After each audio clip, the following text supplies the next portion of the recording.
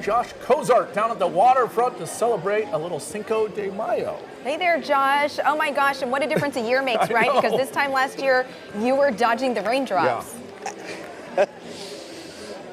Yeah, much different picture this year. We are seeing the dry skies, just a few clouds, but I got to remind everybody, last year at this time we were still having a great time, but boy, was it muddy and rainy out there. Not the case out along Tom McCall Waterfront Park to celebrate Cinco de Mayo. Starting today, all of the festivities got underway at about 11 o'clock in the morning, and that's going to take us all the way through 11 o'clock tonight. But before you even enter in to the fiesta, you can smell the amazing food. I want to go ahead and bring in one of the food vendors. Oscar is here with me. Tell me, this is not your first fiesta. No. This is my 13th fiesta here in Portland. So today is nice. The weather is so nice. People can come and enjoy all kind of foods. We have Mexican food, Rio from Mexico City. Oh, from Mexico City. What do you think is probably the most popular item on your menu? My pastor. Vertical roaster. So that is absolutely the best. Yes, that's people come for that. Yes. I mean, just visually, it's very appealing too. People are like, I'll have whatever that is. yes, anything. For the day, night, mornings, whatever. So you can have pastor for anything. Yes. Well, thank you so much, Oscar. It smells amazing, and have a great fiesta. Thank you very much. And we're in the 70s, and the sun is shining. Josh, what a tough assignment you have today. Right. I know, really drew the short end of the stick here, but it is absolutely beautiful out at the Tom McCall Waterfront Park in downtown Portland for the Cinco de Mayo Fiesta. And we just could not pass up the amazing smelling food that Oscar and his team are preparing. Oscar, tell us, what is this? What are we looking at? This is pastor, marinated pork. So we just say this recipe is from Mexico City, and this is the head. You want to come to the fair, come enjoy this, and also with pineapple. So we do pineapple on top. So this is what we have, the real pastor. Oh, that looks amazing. And you said you guys are straight from Mexico City. Mexico City, yes, straight from Mexico City. So this recipe has been for like 120 years, the same recipe.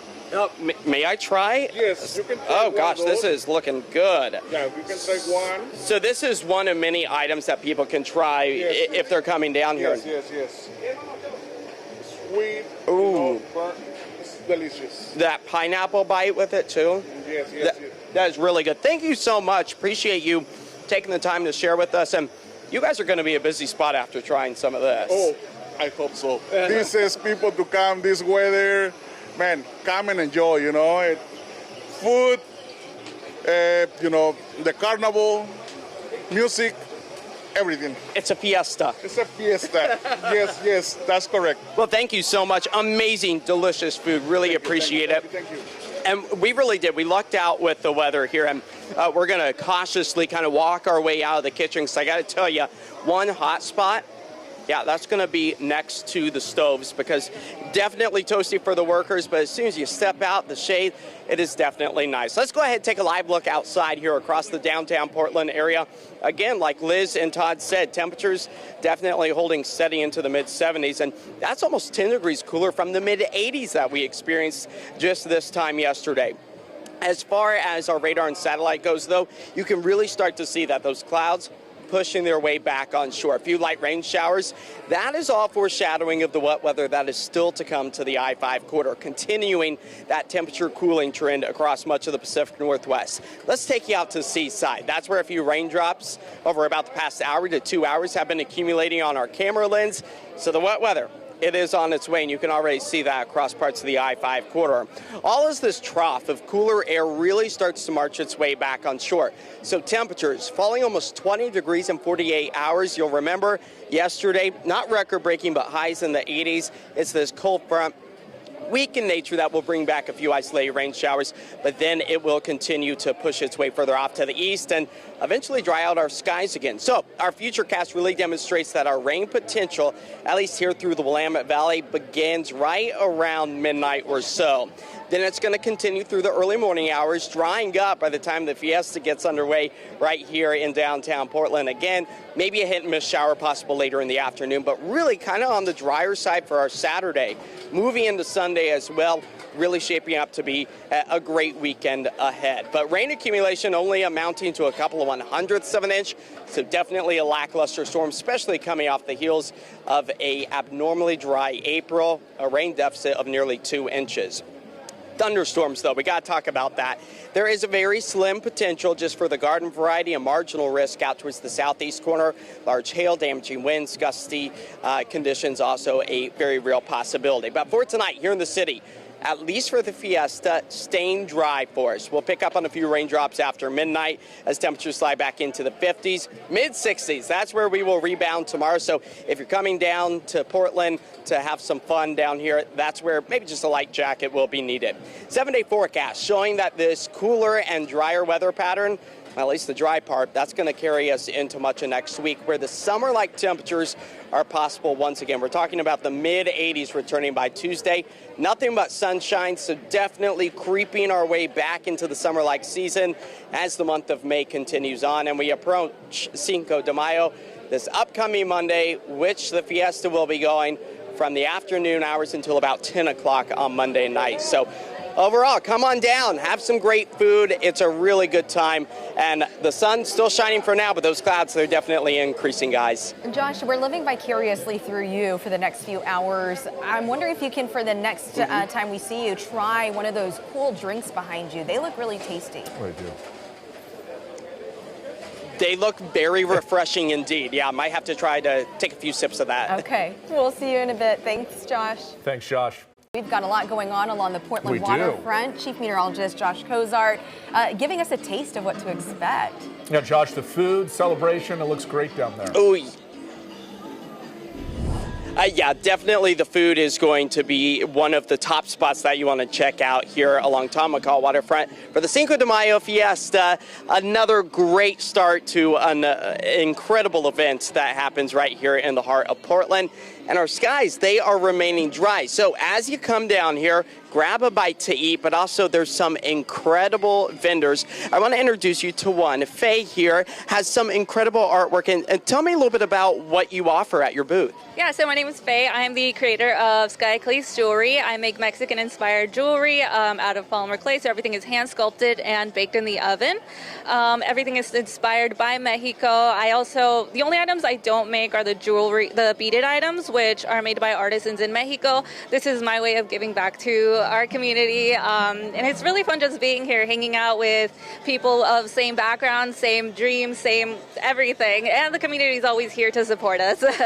They definitely are. Everybody's having a great time, and I gotta say, your earrings, the Dia de los Muertos earrings. Dia de los Muertos. I made these guys. These are my favorite. As you can see, I make really big earrings because I have a lot of hair. You gotta show off the earrings. Yeah, now. the only way you can see them is if they're big, bright, and colorful. But I also make little tiny ones, so there is something for everyone for sure. It's something for everyone, and also a nice little splash of color.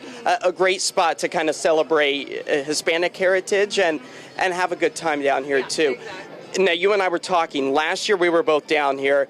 It was very rainy. It was very muddy. What are you looking forward to with this dry weather ahead? This is actually my second year doing it. So the first time I didn't get the full Cinco de Mayo experience. My family was here. We had fun. We ate food, had great drinks. But I'm really excited to get the full experience with everyone showing up and just, seeing how it goes for all the vendors as well. And I got to say, the turnout is already really, really good. Thank you so much. And best of luck selling all of your beautiful items. Thank you. I appreciate it. From Beaverton down to the waterfront, where Josh Cozart is having a nice Friday night. Yeah, our chief meteorologist is great at forecasting our weather, but you are also great at conducting interviews. So I can see you've got a special guest with you right now. That I do. So, guys, I already had my dinner. It was delicious down here at the Cinco de Mayo Fiesta.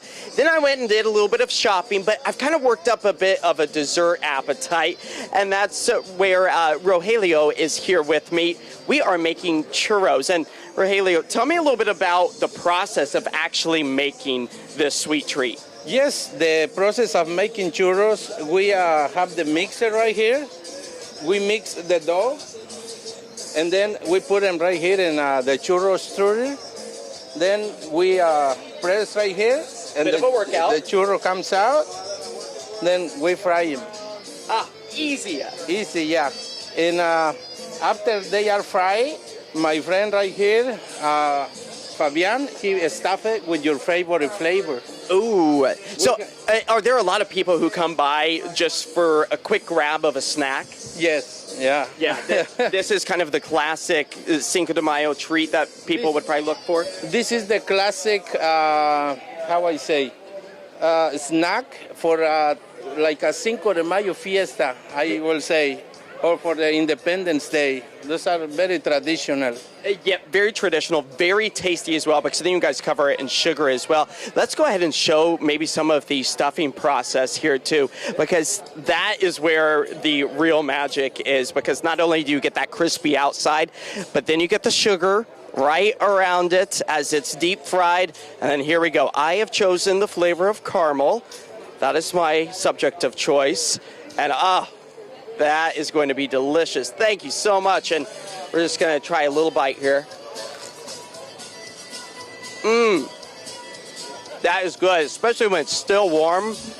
Truly amazing snack. So I'm going to hold on to this. We're going to talk about a little bit of weather right now, okay? Let's check in with Josh. Josh. Arguably the toughest assignment to be Yeah. covering Cinco de Mayo festivities out there, Josh. Bring us a churro, Josh, please. They look so good. Yeah. Oh my gosh, they were really good. It didn't last 2 more seconds after we came off camera with each other. So we've had dinner, we've done our shopping now, and we've also had our desserts. So it really shaping up to be a great time here at Tom McCall Waterfront Park for the Cinco de Mayo Fiesta. Starts today. It takes us all the way through Cinco de Mayo on Monday. But I want to introduce you to Anthony, one of the masterminds behind this event. Anthony, thanks for joining us, and tell us what goes into actually setting up an event like this. Yeah, absolutely. It's a team effort. It takes literally a year process. As soon as this is over, we're planning all of next year. We've got a lot of new things that are happening there, so it takes a lot of planning. Yeah, it's definitely a group. And I know that the community has come out in droves. What do you think that this really highlights about the Hispanic heritage here in Portland? Absolutely. The Portland Guadalajara Sister City Association had a vision 40 years ago. Now we're 38 years. And I know there were some questions out there about should we have this event, but you know what? We 100% knew that this was the year that we needed to have this event. You know, we want to bring our diverse community together, all people from Portland and throughout Oregon. And so it was really important that we just kind of push through and push this through these times forward and, you know, bring everybody together in unity. And have a little bit of fun along the way, too. You gotta have fun, yeah. Absolutely so. And you said that there's some new things happening this year. Is that right? Absolutely. So I'm old enough to remember Portland wrestling, but what we're doing is we're bringing Lucha Libre. Lucha Libre has been in existence in Mexico for over 90 years now. So we're bringing Lucha Libre, and we also have our highlight, our main act is the Guadalajara. Straight from Guadalajara, the mariachis. They're the official Guadalajara that travel the world. So every year they've been coming for decades to come and celebrate with us.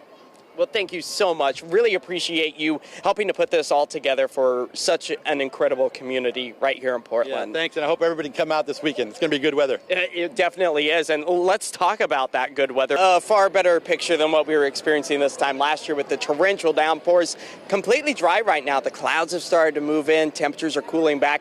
Really starting to take shape for a great first night of the Cinco de Mayo Fiesta right here along Tom McCall Waterfront Park. And hey, I want to introduce you to our brand new friend, Tanisha. Tell us, what are you doing here today? I am here to celebrate my fry, yay! If you're not here, you need to come here because they have the food, they have the music, they have the cars, they have everything you need to have you a good time, have you a good Friday. If you're not here, come here. Come.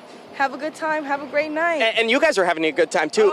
You were already enticing me. You said when you walked in, what did they have up front? Them fried Oreos. You get 5 for $10, y'all. 5 for $10. Spokeswoman right here. Tanisha, thank you so much. I hope you have a great rest of your time here. Thank you. You as well. We'll see you later. Likewise. So, yeah, just a lot of fun down here across Tamaka Waterfront Park. And you know, those temperatures, they are starting to slide back. We'll give you a live look right now out over the city. I know it's been a great evening for us here down at the Cinco de Mayo Fiesta. And I got to say, I've done the food, I've done the shopping, I've done the desserts, the carnival rides, met some friends, and now I needed to get off of my feet and sit back in a classic car. And I have Saint and Jenny here with me. And tell us a little bit about what goes into actually putting together a car show like this. A lot of phone calls. Getting everybody here, you know, we're posting on social media, making phone calls. Luckily, I have friends and family. The lowrider community is a really good community to be in. A lot of supportive people that are just have a passion for cars. And that's the whole purpose of us being here today, is we want the whole Portland community to see that the lowrider community is in the Northwest too. It's not just a Cali thing. We're here and we are some amazing people that have businesses that love to show our cars and just have fun. And a lot of people are having fun. I've seen a lot of folks stopping by some of these classic cars, taking photographs with them. And speaking of photos, Jenny, tell us a little bit about the photo booth that is set up here as well. So I came here with the early 2000s Vibe expired photo booth, and I just have it here for people to get those pictures done. And I'm sure you've had a lot of folks coming through the area too, is that correct? Yeah, I do. It's been a little slow, but it's been getting busy now in the evening time. People love it. They do. Yeah. How do people kind of react when they see especially this lot of, truly spectacular cars? We've had in the morning, the schools came by and the kids were just amazed by the cars. People come by and they're like, oh, this was my first car when I was a kid, or like they just love the cars. So it's been amazing. It's just so fun to see people's experiences, you know, when it comes to coming by and they're just like, oh my God, I love this car, I love this color, I love this engraving. It really shows the dedication that the guys in the lowrider community have. It's a lot of time, money, and effort into making these cars the way they are. And for someone who might not be as well versed, to explain what a lowrider car actually is. That's very tricky, and we've talked about that a lot, because some people will say like it has to be on 13 wire wheels, or it has to be an Impala or whatever. A lowrider, to my understanding from what I've seen and everybody in the community out here, it's what they make it, you know? As long as you have that passion for that car, that's a lowrider, you know? Yeah. We have different cars from Impalas to Cadillacs to Monte Carlos, El Caminos. It's just, as long as it's a classic car and you put that love and effort into it, it's a lowrider. And there's a lot of love and effort into all of these vehicles. Just a great spot to be also underneath the Morrison Bridge in case it rains, because the clouds, they've definitely started to roll their way back into our area. We'll get you your forecast here. So guys, we're just going to kind of sit back, I think, and relax for the rest of this evening. And we'll thank you very much. I appreciate that. We'll send things back over to you guys. You just get cooler and cooler, Josh. Thanks to all you guys. It looks so fun out there. I try. We're going to take a break. We'll be right back.